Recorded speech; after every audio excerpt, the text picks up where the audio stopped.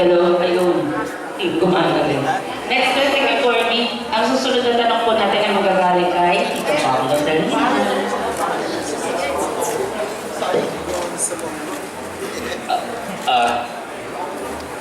Hello James and Nadine. Gaano kahirap o kadali makatrabaho yung director ng pelikula ko at anong qualities niya sa director ang nagustuhan niya? Yung director na? Yeah. With director Net, she's very young, so we get along really well.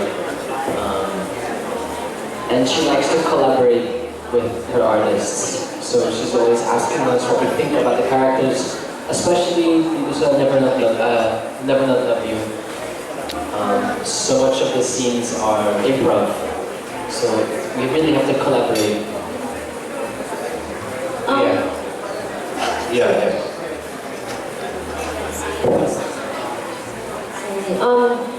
For me naman po, I guess here in the movie, it's a bit different kasi sa teleserye po, it's everyday. So, kumbaga, dito po kasi movie forever na siya. So, mas meticulous po si director dito sa movie namin.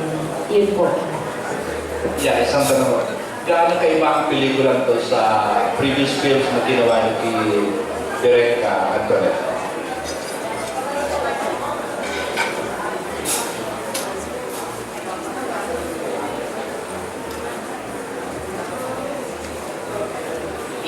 Previous films po or projects?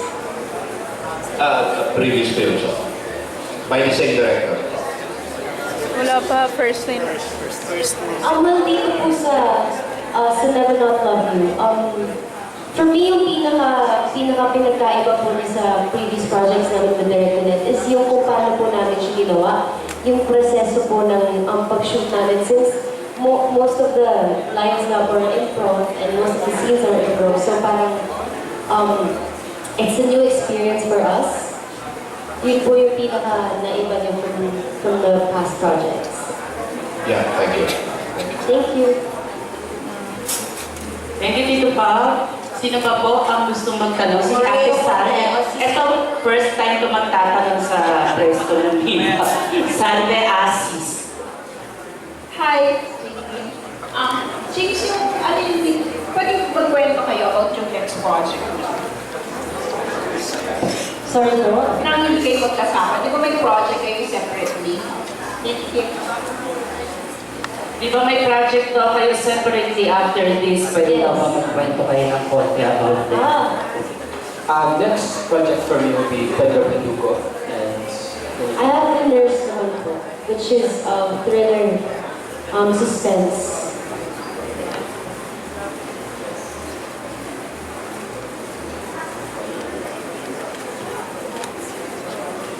Ando siya sa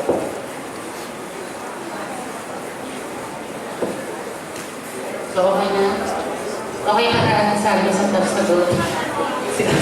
Si Alan Policarpio na naman ang magtatanong. Hello, Mitch. So yung point ng movie parang somehow tackles yun about when career opportunities gets in the way or of a relationship. So in your case, will you be willing to sacrifice a love for a good career opportunity and vice versa? actually, ginawa ko yung dati, a long time ago. Because one of the lessons you learn in Never Not Love You is that sometimes to grow, you need to grow apart. Yeah, so sometimes love can be the thing that's holding you back. That's some of the things that Gio and Joanne tackle in Never Not Love You.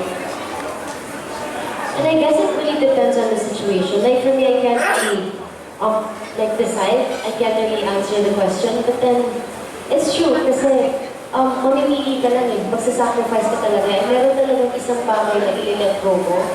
So, kung hindi talaga siya mag-work, meron ka talaga kailangan i-sacrifice. Sacrifice the consequences of your choice. Of course, definitely, there are consequences. But like, at the end of the day, ikaw naman, it's your choice naman. So you really have to live up for it.